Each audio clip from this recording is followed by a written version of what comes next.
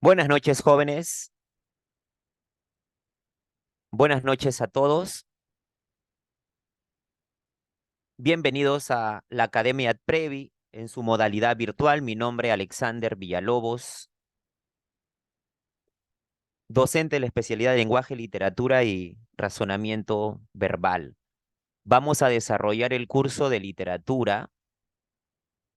Vamos a desarrollar el curso de literatura, exactamente el tema de Renacimiento europeo.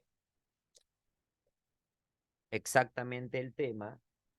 Vamos a revisar la mayor cantidad de temas. Renacimiento europeo, renacimiento, renacimiento inglés, ¿ya? Vamos a revisar el renacimiento europeo y dentro de ello el renacimiento inglés. Empezamos entonces. El el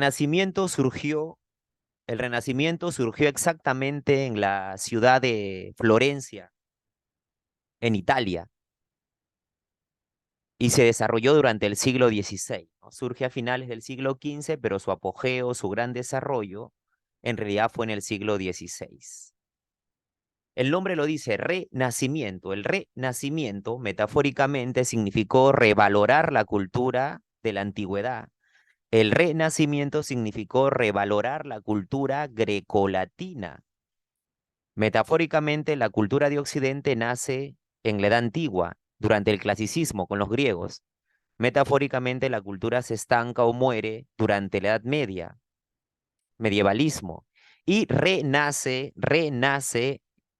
durante el siglo XVI.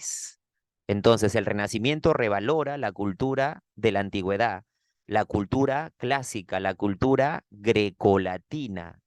Revalora la cultura de la antigüedad, la cultura clásica, la cultura grecolatina. El Renacimiento se caracterizó porque todo el centro de atención giró en torno al ser humano, en torno al individuo, ya no en torno a Dios como había sido durante la Edad Media, que era teocentrista.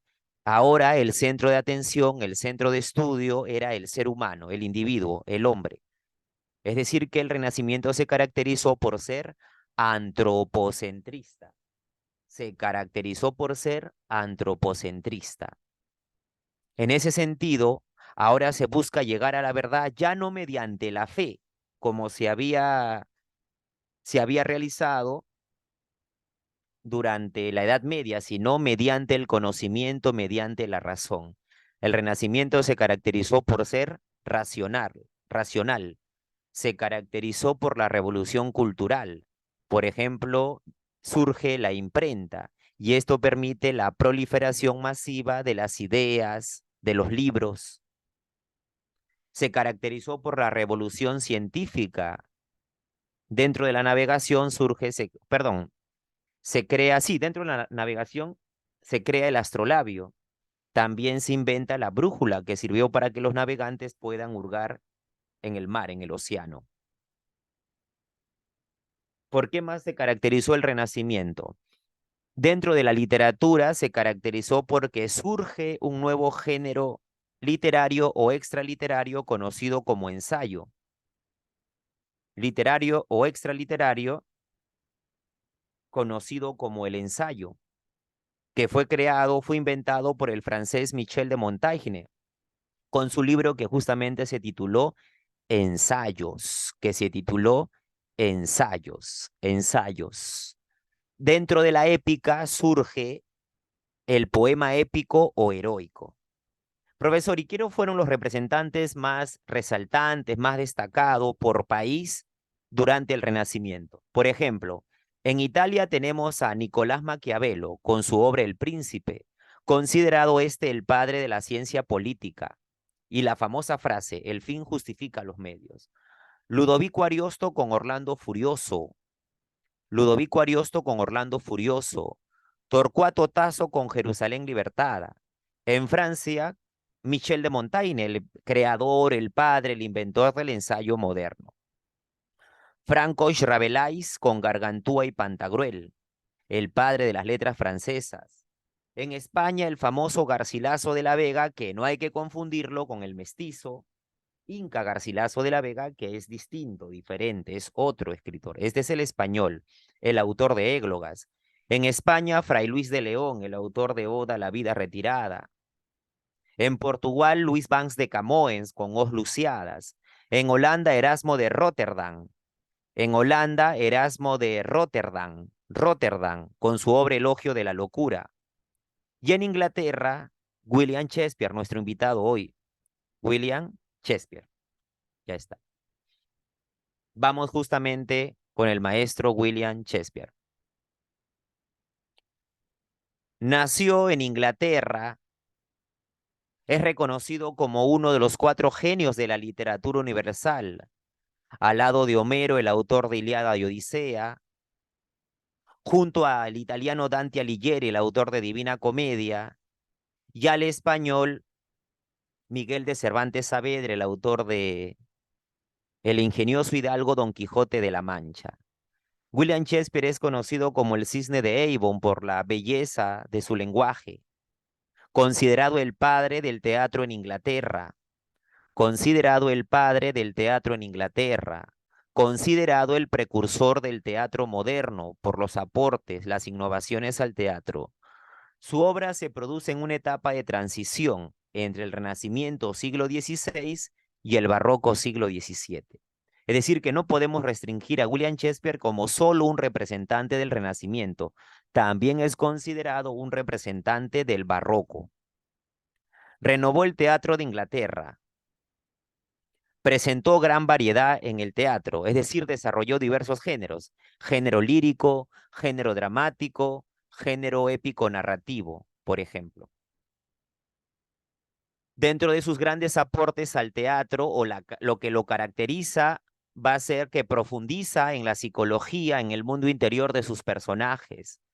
Es el creador de arquetipos humanos, es decir, de modelos, de paradigmas, de las conductas humanas, de las pasiones humanas.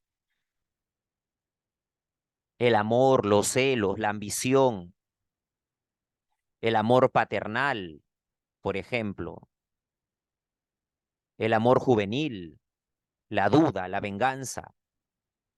Sin embargo, se cuestiona la originalidad de sus temas, de sus obras, porque imita a otros autores. Hay falta de originalidad en sus obras. Si bien es cierto, el Renacimiento revaloró la cultura greco-latina, William Shakespeare no respetó las 3 unidades clásicas o aristotélicas que nosotros conocemos, que son acción, tiempo y espacio. Los griegos, es decir, Aristóteles, sostenían que para desarrollar una obra de teatro se deben respetar estas 3 unidades. Un solo tema, un solo escenario en un solo día en la ficción. Sin embargo, William Shakespeare no respetó estas 3 unidades. Como lo vamos, en Romeo y Julieta, la obra en la ficción se desarrolla en 5 días. En la ficción, 2 escenarios, Verón y Mantua. En Hamlet se desarrolla en 2 escenarios, Dinamarca e Inglaterra. Y la obra no se desarrolla en la ficción en un día, sino en meses. Otra diferencia con el teatro griego es que en su teatro sí se presentan las escenas violentas y sentimentales. En cambio, en el teatro griego no se presentaban estas escenas violentas. Respecto a su estilo, combina la prosa con el verso, su lenguaje es altamente poético, lírico, hay un juego de palabras y la intención de su obra es el entretenimiento. Vamos a repasar algunas de las obras que ha compuesto el maestro. Obviamente que ha compuesto mucho más, estas son las más relevantes. Dentro del género lírico o poesía destacan Venus y Adonis, La violación de Lucrecia o sonetos. Dentro del género dramático, exactamente en la especie tragedia, destaca Romeo y Julieta, donde desarrolla la pasión humana del amor, la pasión juvenil. En Hamlet desarrolla el tema o la pasión, el sentimiento de la duda y la venganza. En Otelo desarrolla los celos. En Macbeth la ambición.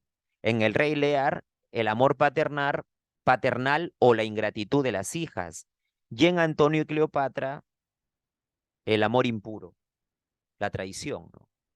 También desarrolló dentro del género dramático, desarrolló la comedia, como El mercader de Venecia, La tempestad, La fierecilla domada, Las alegres comadres de Windsor y el, la especie también dramática conocida como drama, que es la combinación de la tragedia con la comedia, inventado, creado por Lope de Vega. Aquí tenemos el rey Juan, Enrique IV, Enrique V, Enrique VI, Ricardo II, Ricardo III. Sin embargo, la obra que nos pide la universidad es Romeo y Julieta. Esta obra pertenece, esta obra pertenece al género dramático. Su especie es la tragedia, es decir, que se desarrollan hechos lamentables, tristes, funestos, el final es infeliz. Contiene 5 actos. Se desarrolla en 2 escenarios. Ahí se rompe la unidad de espacio. Se desarrolla en Verona, principalmente, y de manera secundaria en Mantua, cuando Romeo va a ser desterrado. El lenguaje es altamente lírico, es altamente poético. El tema principal, el tema principal es el amor, la pasión juvenil, que va a sobrepasar todos los obstáculos sociales. El tema principal es la pasión juvenil que va a sobrepasar todos los obstáculos sociales. Otros temas que desarrolla, otros temas que desarrolla va a ser el odio entre familias, las rivalidades políticas entre dos familias, Montesco y Capuleto. Las luchas por el poder entre estas dos familias, Montesco y Capuleto. El autoritarismo de los padres. ¿Qué más, profesor? Está interesante. Otros temas, la diferencia de clases, las diferencias de clases, la inconstancia o volubilidad amorosa, la rebeldía de los jóvenes, las convenciones sociales, los acuerdos entre familia, la amistad, por ejemplo, entre Romeo y Mercurio, entre Julieta y la nodriza, la crítica al clero, a la iglesia, representados en Fray Lorenzo y Fray Juan, la fatalidad, la muerte, el suicidio, la reconciliación. Te presento a los personajes. La familia Montesco. Tenemos a Romeo Montesco de 16 años, al señor Montesco, que no tiene nombre propio, la señora Montesco, Lady Montesco, que tampoco aparece el nombre propio, el primo de Romeo, Benvolio Montesco, el mejor amigo de Romeo, Mercutio, los criados y además amigos de Romeo, Baltasar y Abraham. Ahora te presento a la familia Capuleto. Julieta Capuleto, 14 años. El señor Capuleto, la señora o Lady Capuleto, que tampoco tiene nombre propio, no aparece el nombre propio en la obra. El primo celoso de Julieta, Teobaldo o Tebaldo Capuleto. La nodriza de Julieta, que tampoco tiene nombre propio, la nodriza, el ama. Sansón, Gregorio y Pedro, que son criados. Otros personajes que también van a participar son el príncipe Escala, Escalo o Escalus de Verona, que es la autoridad de la ciudad de Verona. El conde Paris, que es pariente del príncipe Escalus de Verona. Fray Lorenzo y Fray Juan, que son representantes de la Iglesia Católica, son franciscanos. Un boticario, 3 músicos, 2 pajes de París, un oficial. Ahí está. Y luego también te vamos a compartir un organizador visual, ¿sí? Un organizador visual, ¿ya? Que es de Romeo, de la obra Romeo y Julieta. A ver, ahora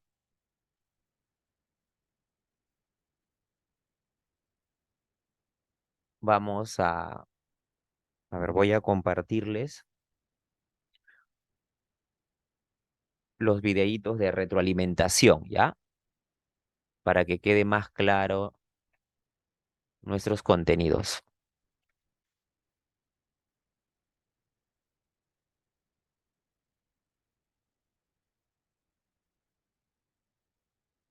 Ya, voy a compartir pantalla y tú me dices cuando ya se ve.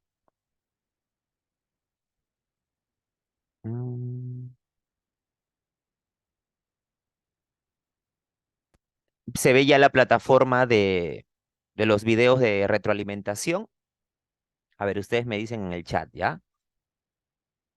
Vamos a revisar entonces Renacimiento. A ver, los leo. Está abierto el chat, ¿ah? Ya encontré aquí, mira. Sí se ve, ya. Mira, aquí está. Ustedes van a buscar así, Renacimiento, William Shakespeare, Romeo y Julieta. Primero vamos a retroalimentar el movimiento literario Renacimiento, ¿ya? Primero vamos a retroalimentar el movimiento. Ahí está. Es la publicidad. Y luego ya vamos con la... Ahí está. Vamos a darle sonido. Vamos a ampliar. A ver, ustedes me dicen si se ve y se Continuando con los escucha videos y de lo literatura retrocedo, ¿ya? universal, hoy veremos la época que inicia la Edad Moderna, el Renacimiento. ¿Se ve, se escucha? Confirma Marisol, Lucerito. En el siglo XVI suceden una serie de eventos que permiten generar un... ¿Se ve, se escucha? Sí, ya está. Vamos a dejar correr el video entonces de retroalimentación. Recuerda, siempre las diapositivas son tuyas. Siempre ten tu cuadernito de apuntes, de anotaciones importantes, relevantes, que puedes rescatar del video, ¿ya? A ver, lo dejo correr. Hola amigos de YouTube, continuando con los videos de literatura universal, hoy veremos la época que inicia la Edad Moderna, el Renacimiento. En el siglo XVI suceden una serie de eventos que permiten generar un cambio en la sociedad de Occidente. Este proceso o paso de la Edad Media a la Edad Moderna es llamado Renacimiento, pues después de la hegemonía de la religión se retoma la cultura greco-latina y con ella el interés por la ciencia y el propio ser humano. Entre estos eventos tenemos la consolidación de la invención de la imprenta moderna, realizada por Johannes Gutenberg, el descubrimiento y posterior invasión de América. También se consolida la reforma protestante que debilita a la Iglesia Católica. El Renacimiento tiene las siguientes características. Como dijimos, se produce un avance científico y tecnológico. Además, el hombre es el centro de preocupación objetiva, lo que significa un paso del teocentrismo, en el que Dios era el centro de interés, al antropocentrismo, en el que el hombre pasa a serlo. Se observa también el predominio de la razón o racionalismo como oposición al dogmatismo de la Edad Media. El Renacimiento tuvo como base filosófica al humanismo y, como dijimos, en esta época resurge el clasicismo greco-latino, es decir, se rescata el griego y latín y se retoma el pensamiento de los clásicos griegos. En su expresión literaria se puede ver una predilección por la naturaleza, además de la expresión de temas amorosos con una amada idealizada. También prima el goce de la vida terrenal sobre la vida del sufrimiento con fines celestiales. Entre los principales exponentes de la literatura renacentista podemos mencionar a Dante, Petrarca y Boccaccio como precursores. Rotterdam con su Elogio a la locura, obra en la cual se hace una ironía del cristianismo mediante la locura, estulticia o necedad. Maquiavelo, quien en su obra El Príncipe describe el mundo político con sus estrategias y su moral relativa con el objeto de poseer el poder. El gran poeta español Garcilaso de la Vega, influenciado por el petrarquismo y los poetas latinos. Miguel de Cervantes, autor de la obra universal Don Quijote de la Mancha, considerada la primera novela moderna. Montaigne, autor y creador de los ensayos, que eran textos de análisis y opinión sobre un tema determinado haciendo uso de la razón. Rabelais, autor de Gargantúa y Pantagruel.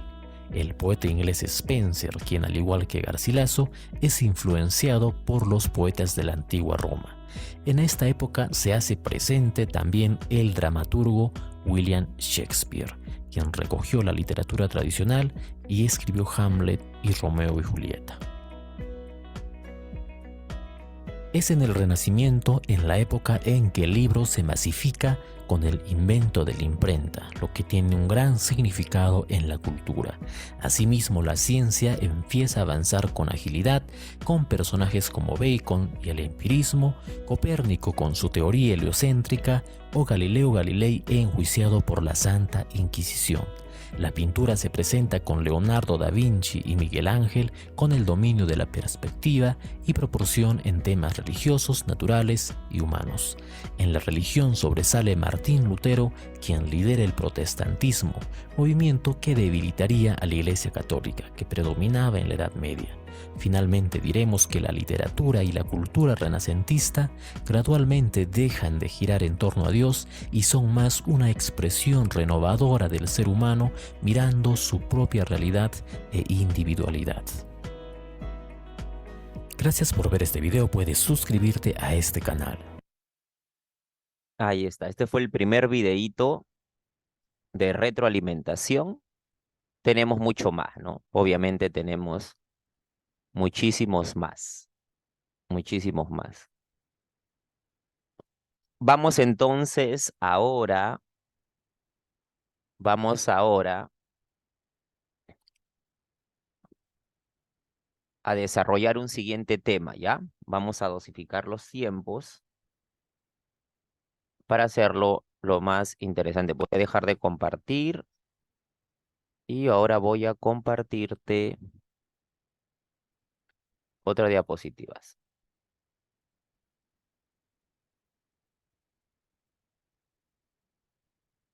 Ahí está. Vamos con un segundo PPT, un siguiente tema, ¿ya?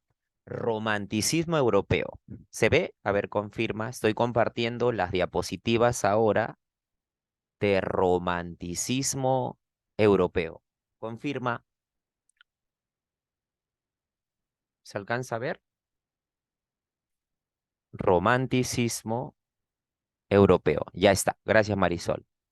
Dice así. Gracias, Jorge. El romanticismo como escuela, como movimiento mundial, surgió en Alemania e Inglaterra.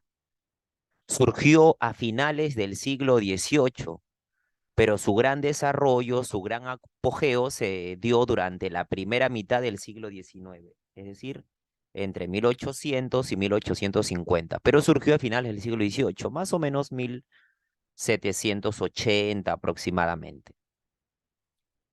Tuvo un movimiento precursor llamado Sturm und Drang en Alemania, que significó tormenta y pasión, tempestad y pasión.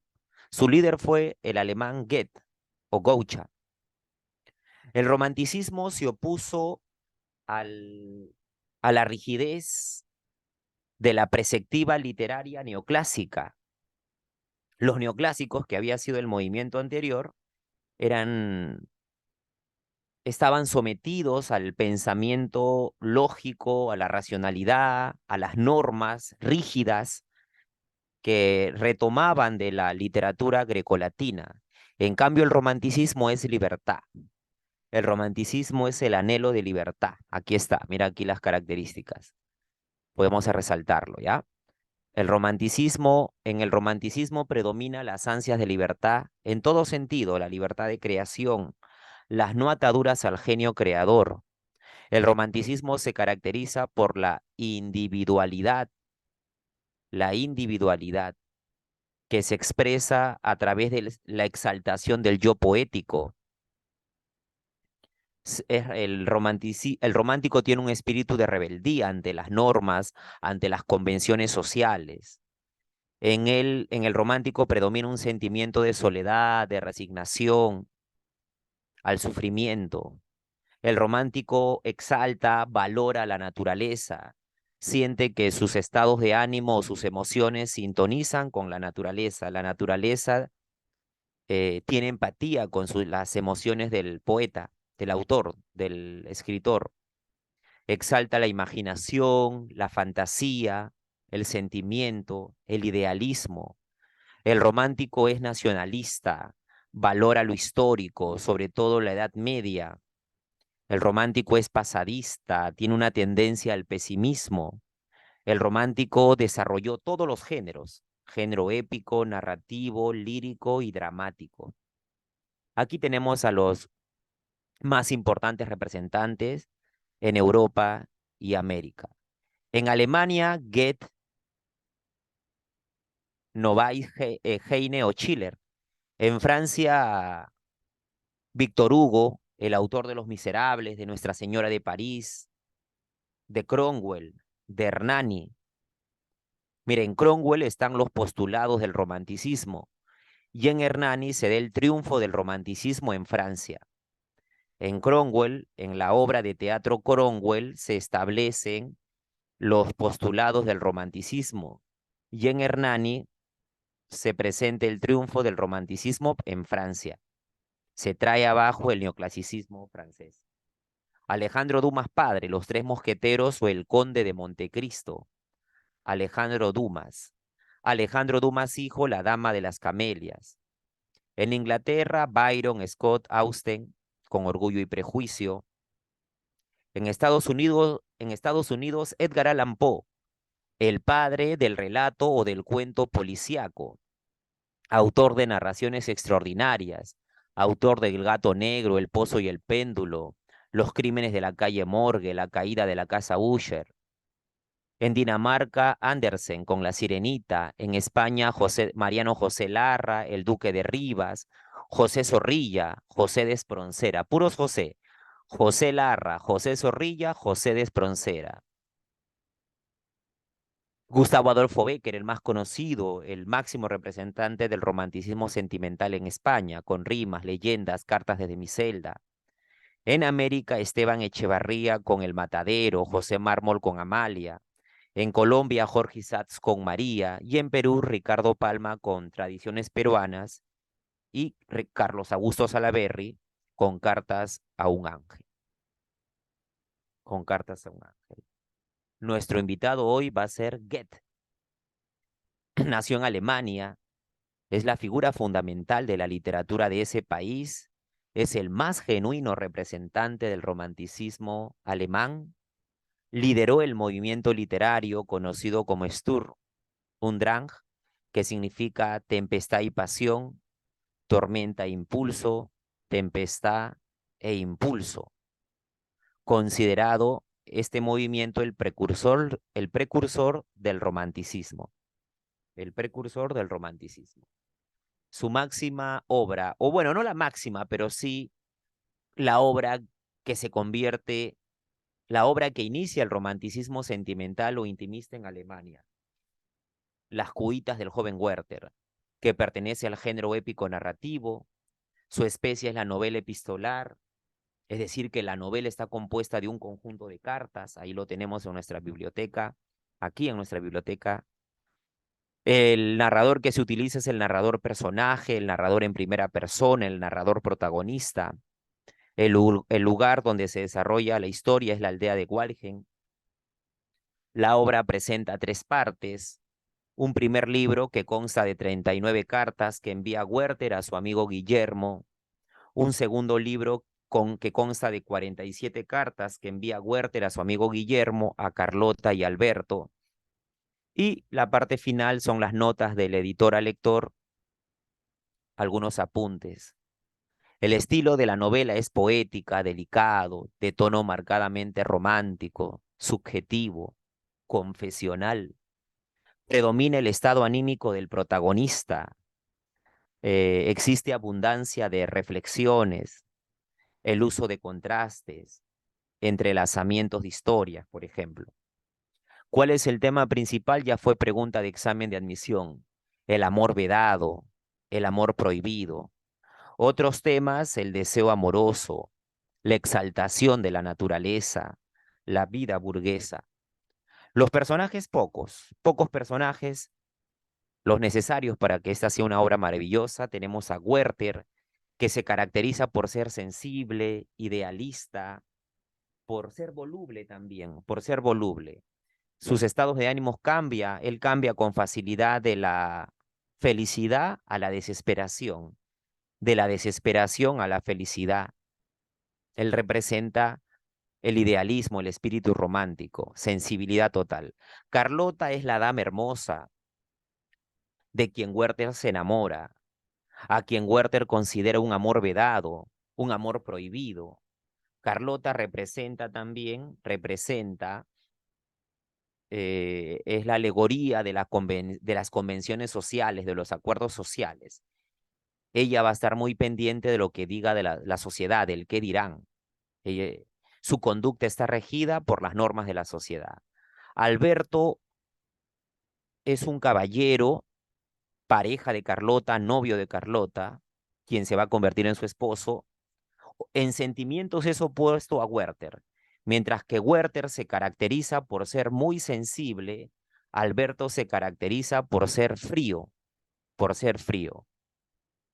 Es opuesto en sentimientos a Werther. Luego aparecen otros personajes secundarios como Juan, la señorita B o un joven criado.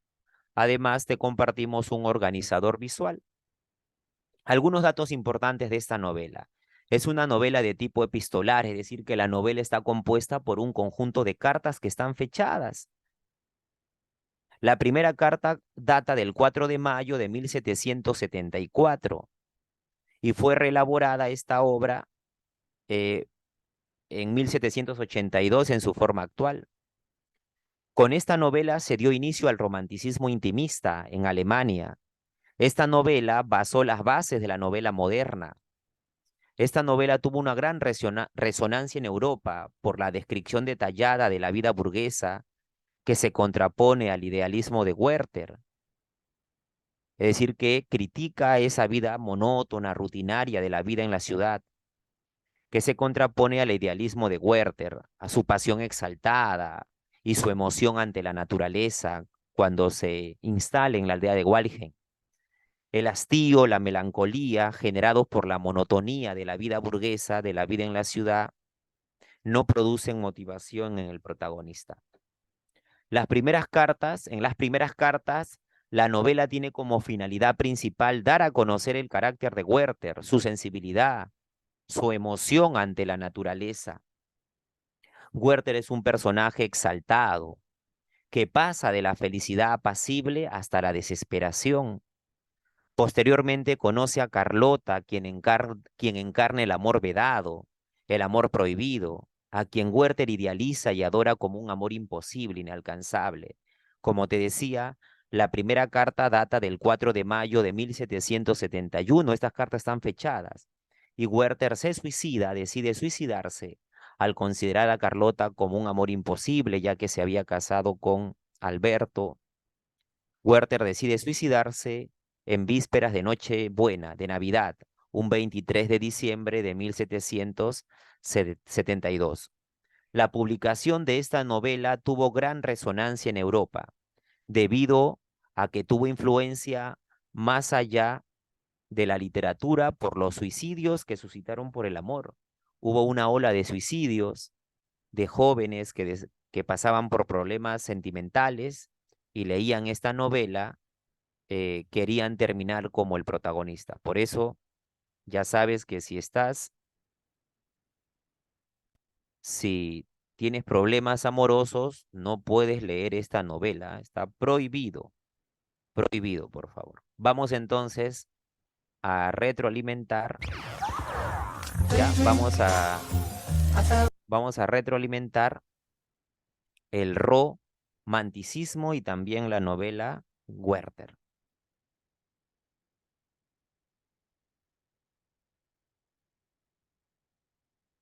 Vamos a ponerle. Bajo la luna A inspirándose ver, en un dime si nuevo se poema. alcanza a ver y Esta escuchar imagen para de poeta retrocederlo. solitario ha prevalecido hasta nuestros días a Confirma, por partir favor, del Lucerito, romanticismo. Jorge.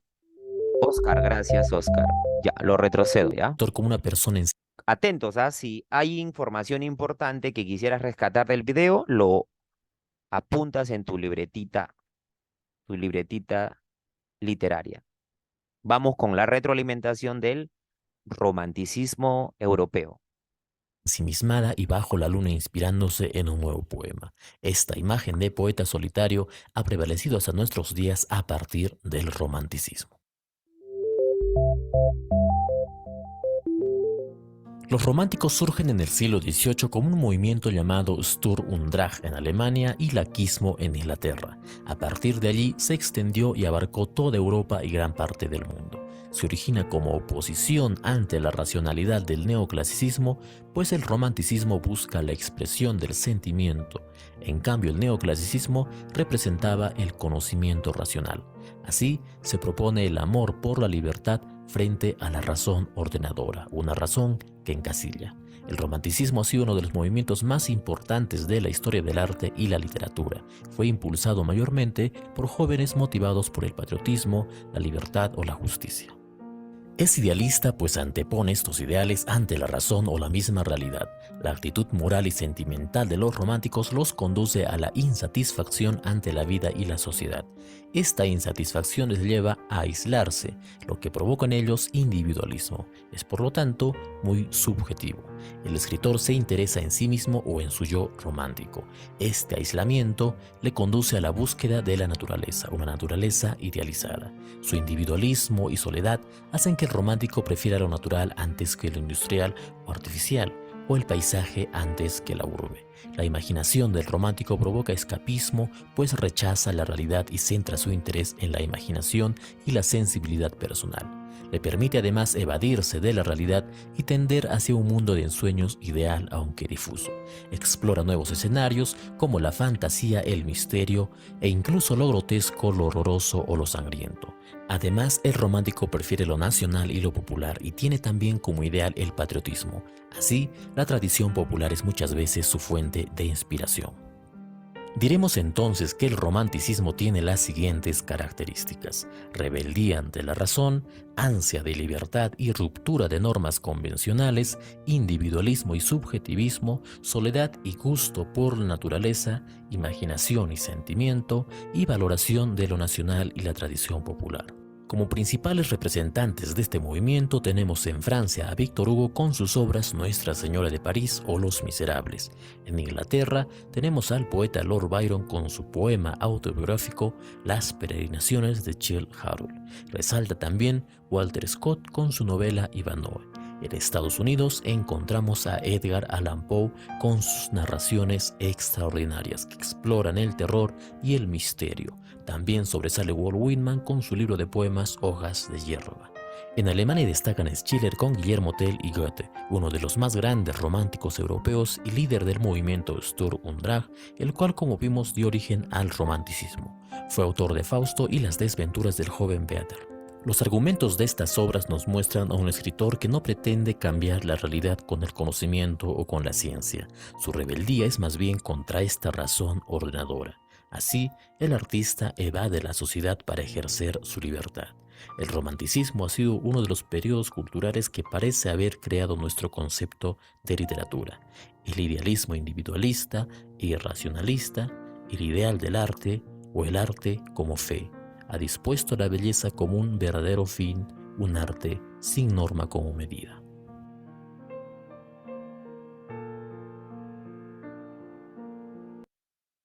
Muy bien. Ahora vamos a retroalimentar. Vamos a retroalimentar Werther, ¿ya? Vamos ahora a retroalimentar la novela. Se llama Werther o Las Cuitas o Desventuras del joven Werther, ¿ya? Joven Werther. Las más importantes del romanticismo, las desventuras del joven Werther.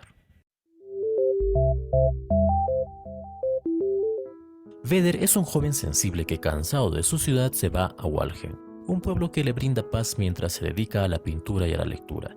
En este lugar se siente feliz rodeado por la naturaleza y por la sencillez de la gente. Un día es invitado a una fiesta en donde conoce a Lot, una mujer que cuidaba a sus hermanos menores. Werther la ve y se enamora perdidamente de ella, pero Lot está comprometida con un joven llamado Albert, quien estaba de viaje. El joven enamorado frecuenta a Lot. En sus cartas habla de ella como un ángel y como una mujer perfecta. Albert regresa de su viaje. Vedder tiene una buena imagen de él y se hacen amigos, lo que permite que siga viendo a Lot. Su sufrimiento interno al no poder estar con Lot hace que se vaya del lugar a trabajar como diplomático. En estos pasajes describe al embajador con quien trabaja como una persona detestable, lo que provoca que Vedder renuncie. En su estadía se entera que Lot se ha casado con Albert. Vedder no puede olvidar a Lot y decide regresar a Walgen a visitarla. Ella ya está casada con Albert, quien lo trata fríamente. La relación se vuelve peligrosa y estos momentos son muy duros para él, pues no puede soportar que la mujer a quien ama no pueda estar con él. Lot finalmente le pide que se vaya. En un último encuentro antes de Navidad, ambos leen un poema de Ossian y en un arranque de pasión, Vedder besa a Lot. Ella accede unos segundos, pero después reacciona y le pide que se vaya. Al joven amante le consume la tristeza por no poder estar con su amada y decide que uno de los tres debe morir. Siendo él incapaz de matar a alguien, decide quitarse la vida. Antes de consumar su plan, escribe sus cartas de despedida. En ellas pide ser enterrado al borde de un camino y con el mismo traje con el que conoció a Lot. Luego envía a su criado con Albert para pedirle prestadas 2 pistolas. Vedder las recibe y les acaricia, pues Lot las había tomado antes. Finalmente, se pega un tiro en la cabeza, pero tarda en morir. Lot se desvanece al enterarse de esto. La obra termina con el entierro de Vedder, el cual no es oficiado por un cura por tratarse de un suicidio. Esta obra es una novela epistolar, es decir, está escrita mediante cartas que el personaje principal escribe a su amigo. Esto permite que el mensaje sea más intimista y se explore la tormenta de sentimientos desde la perspectiva de quien lo padece. La primera persona propia del género epistolar hace que una obra sea subjetiva. Vedder nos abre su mundo de pasiones, sufrimientos, reflexiones y confesiones a través de sus cartas. Al revisar la vida de su autor se puede notar claramente que se trata de una obra semi-autobiográfica. Vedder es el alter ego de Goethe, quien de muy joven se enamoró de una Lot real. Aunque claro, él no llegó al suicidio, pues este hecho está más bien inspirado en la decisión de un amigo suyo. Las desventuras del joven Vedder es una obra totalmente sentimental.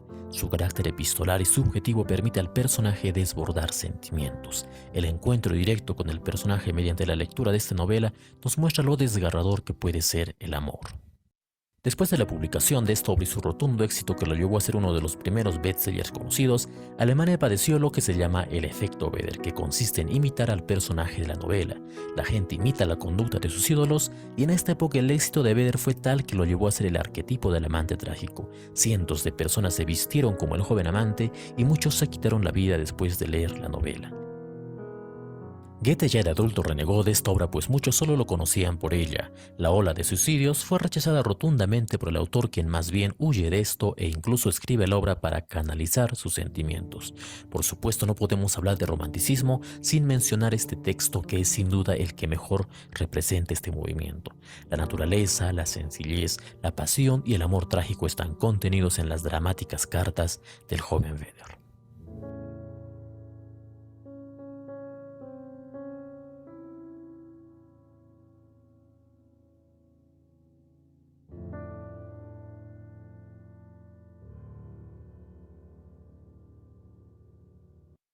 Ahí está.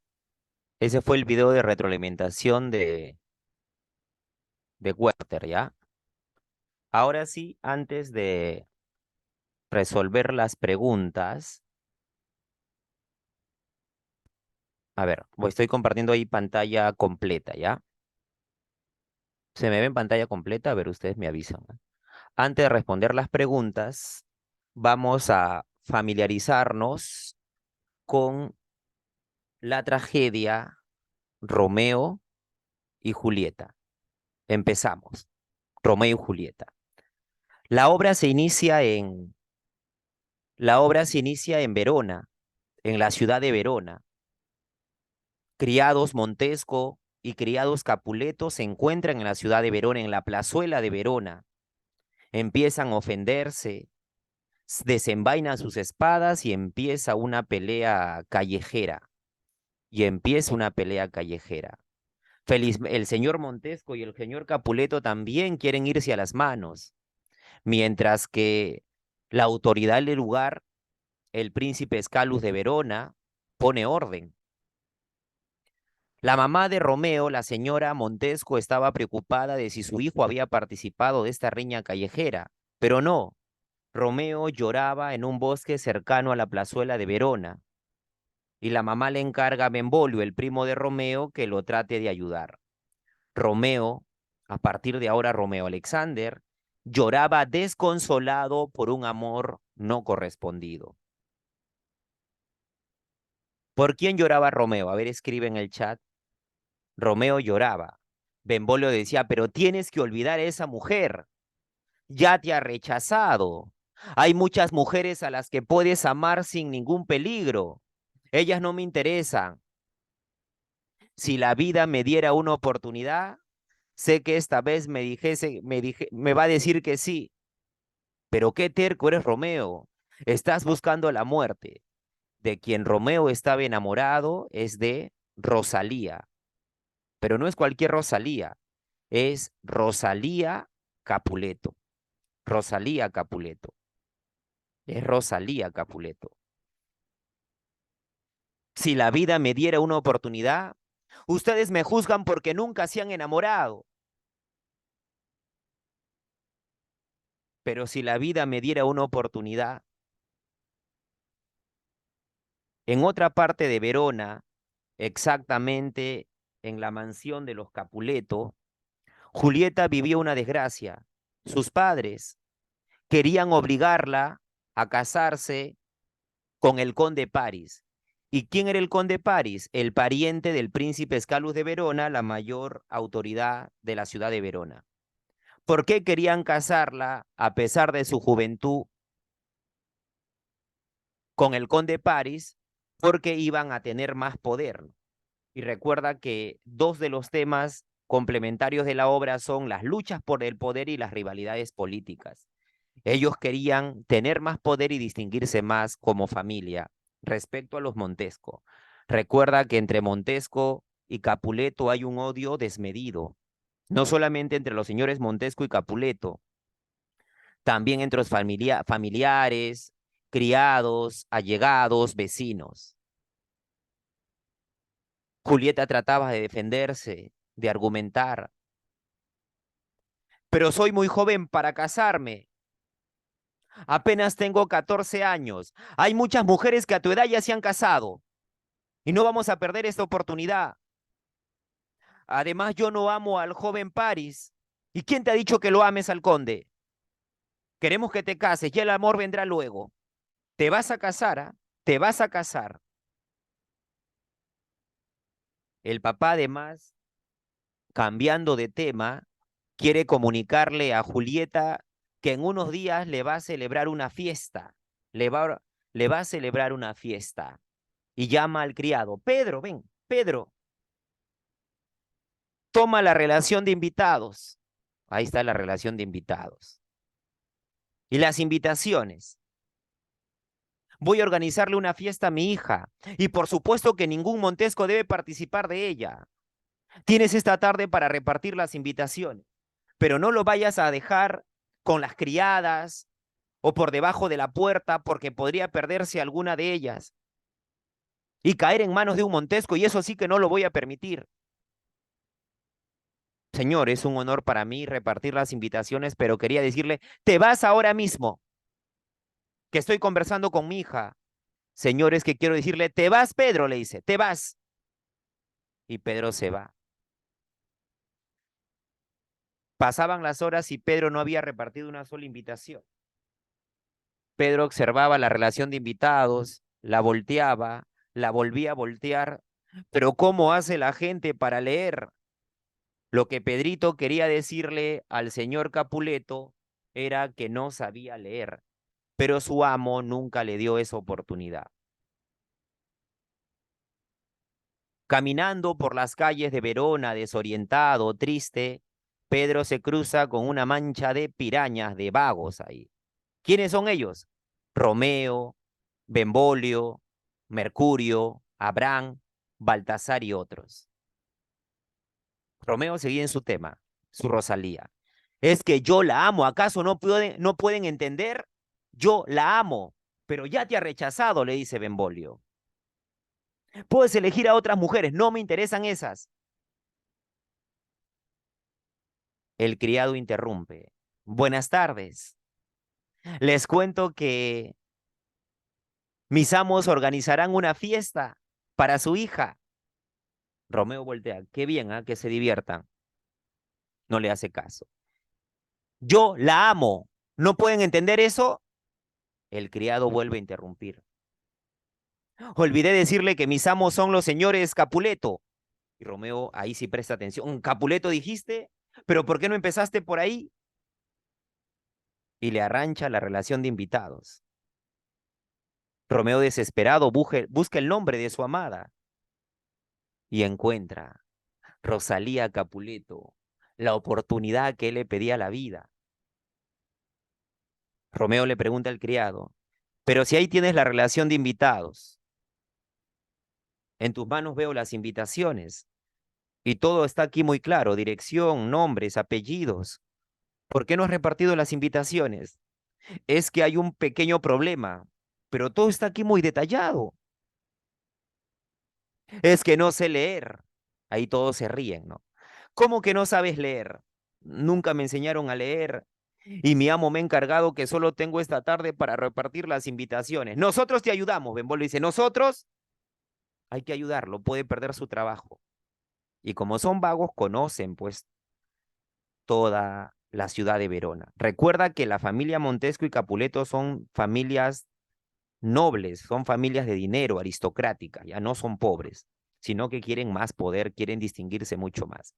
Con facilidad logran repartir las invitaciones y el criado agradecido les dice, yo soy pobre y dinero no tengo, pero me quedé con una invitación y con esta invitación ustedes podrán ingresar a la mansión de los Capuleto. Estarán las mujeres más hermosas, se prepararán las mejores comidas y las mejores bebidas. Serán mis invitados de honor. Pero eso sí, ustedes son bienvenidos en la mansión de los Capuleto en la medida que no sean Montesco. Y Romeo contesta, ¿Montesco yo? ¿Confundirme con esa raza vil?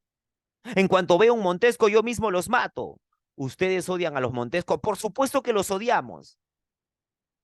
Mi invitación, por favor. Y el criado le entrega la invitación. El criado se va gritando, que mueran los Montesco. Y Romeo contesta, que mueran. ¿No? Benvolio lo mira molesto a Romeo. Qué ganas habiendo engañado a ese pobre analfabeto?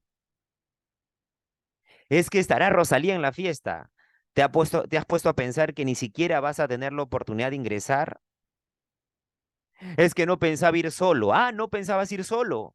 ¿Con quiénes pensabas ir? Con ustedes. Pero qué insensato eres, ¿no? No solo arriesgas tu vida por esa mujer, sino la de tu familia, la de tus amigos, la de los criados. En cuanto el señor Capuleto te reconozca, nos van a matar. Y si vamos con antifaz, enmascarados, ¿de dónde vamos a sacar máscaras? Aquí tengo y les coloca cada uno. Ya ven, no los puedo reconocer. Abraham, Baltasar, Benvolio, Mercurio, por favor, ayúdenme. El último favor. Si esta vez Rosalía me rechaza, les juro que renuncio a ella. Nunca más me van a volver a escuchar hablar de Rosalía. Se miran entre ellos, está bien. El último favor, ¿ah? Si Rosalía no está, renuncias a ella. Sí, le dice. Llega el día de la fiesta, logran ingresar, pero no estaba Rosalía. Por más que buscan, no encuentran a Rosalía. De repente baja del segundo piso mi amada, y quien bajaba era Julieta del brazo del conde París, su pareja de baile, su pretendiente y futuro esposo, ¿no? Y Romeo queda enamorado a primera vista, ¿no? Un amor neoplatónico. Y Julieta también se siente atraída por este joven enmascarado que la mira. Romeo, entusiasmado con la presencia de esta jovencita, es interrumpido por sus amigos. Romeo, tenemos que irnos. Rosalía no vino a la fiesta. ¿Quién Rosalía? Romeo, por favor, no estamos para bromas. Por ella no estamos aquí. No sé de quién me hablan. Yo solo sé que estoy enamorado y es de ella, le dice. Pero ¿y Rosalía? ¿No me aconsejaron ustedes que lo olvide? Pues ya lo olvidé. Ahora me interesa ella. Además, ya estamos aquí. Lo más difícil fue ingresar a esta mansión de los Capuleto. Yo la conquistaré a ella y ustedes a la que puedan. Romeo observa a Julieta, le invita a bailar, esta lo rechaza, él insiste, logran bailar, se preguntan sus nombres, pero nunca sus apellidos. Teobaldo se pone celoso, el primo, felizmente que el papá pone orden, y Julieta le dice, mi primo no se va a quedar tranquilo. Mejor baila con otras invitadas mientras yo subo a mi habitación a retocarme un poco. Y por cierto, Romeo, ¿qué eres tú? Romeo Montesco, dice él. ¿Romeo Montesco? ¿Y tú qué eres? Julieta Capuleto. Julieta le reclama, ¿por qué nunca me dijiste que eras un Montesco? ¿Y tú por qué no preguntaste antes? Ambos se identificaban ahora como los hijos de los peores enemigos de su padre. Ambos desconcertados, ambos desconcertados, ambos desconcertados, eh, por lo que se acaban de enterar que son de la familia rival, se separan. Ella sube a su habitación, Romeo decide no bailar con nadie y sale hacia el jardín. Y sale hacia el jardín. Entonces, Julieta, en su habitación, con sentimientos encontrados, feliz porque se siente enamorada, pero triste porque está enamorada de un Montesco, del hijo del peor enemigo de su padre, ¿no? Sin embargo, ella sale hacia el balcón sin saber que Romeo está en el primer piso en el jardín y hace uso de un monólogo, ¿no? Que es hablar sola en voz alta. ¿Qué es Montesco? No es pie ni mano, no es rostro ni brazo, cambia de apellido. ¿Qué puede haber dentro de un nombre? Si damos a la rosa otro nombre, siempre nos dará su aroma. Su perfección amada mantendría sin ese nombre que no es parte tuya. Tómame a mí, Romeo, tómame toda entera. Romeo ve la forma de escalar y logra llegar al segundo piso. Julieta se avergüenza, no sabe cómo negar, pero trata de asustarlo. ¿De dónde vienes? Altas son las murallas y difíciles de escalar. Y si te encuentran alguno de mis parientes sabiendo quién eres, te darán muerte. Romeo contesta, más homicidas son tus ojos, diosa mía, que las espadas de 20 parientes tuyos. Mírame sin enojos y podré yo vencer al odio, o mejor que tu odio termine mi vida, que yo agonice falto de tu amor. Julieta contesta, si el manto de la noche no me cubriera, el rubor de virgen subiría a mis mejillas, recordando las palabras que esta noche me has oído. En vano quisiera corregirlas o desmentirlas. Me amas, sé que me dirás que sí y que yo te creeré. Romeo le dice, dulce noche, pero temo que todo sea un sueño de la noche sin otra realidad que su dulzura. Y después de una larga conversación, Julieta le dice, si el fin de tu amor es honrado, si quieres casarte conmigo, avisa mañana al mensajero que te enviaré de cómo y cuándo quieres celebrar la sagrada ceremonia. Le está pidiendo matrimonio. Al siguiente día, Romeo le cuenta esto al padre Fray Lorenzo y convence al padre para que los case en secreto. Al siguiente día, lamentablemente hay un altercado en la plazuela de Verona, donde Teobaldo, el primo celoso de Julieta, mata a Mercurio, el mejor amigo de Romeo, y Romeo en venganza mata a Teobaldo, con lo cual el príncipe Escalus de Verona destierra a Romeo. Sin embargo, los padres ya habían pactado con el conde Paris para casar a Julieta. Julieta le cuenta esto al padre Fray Lorenzo y le dice que no la puede casar dos veces. Por supuesto que no te puedo casar dos veces ante los ojos de Dios porque eso es pecado. La única forma de evitar el matrimonio, tu matrimonio con el conde Paris, es que tomes un brebaje que te hará dormir durante algunas horas. Yo a través de una carta le enviaré a Romeo con Fray Juan una carta donde le explicaré que todo es parte de un ardid.